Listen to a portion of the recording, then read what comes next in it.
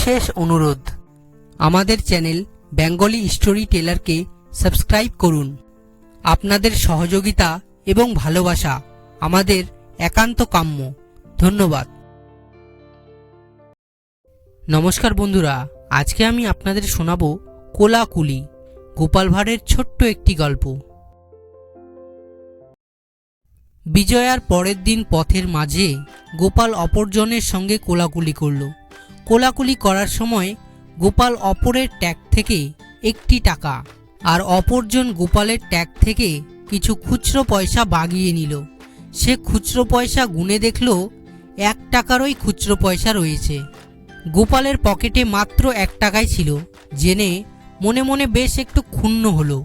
তারপর গোপাল অপরজনকে বলল, এসো ভাই, আবার আমরা কোলাকুলি করি, যার ট্যাগে যা ছিল তাই ফিরিয়ে দিই।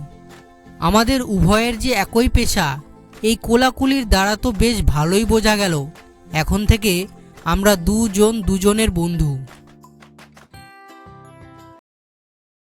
গল্পটি কেমন লাগলো কমেন্ট করে জানাবেন এবং ভিডিওটিতে অবশ্যই একটি লাইক করে দিবেন।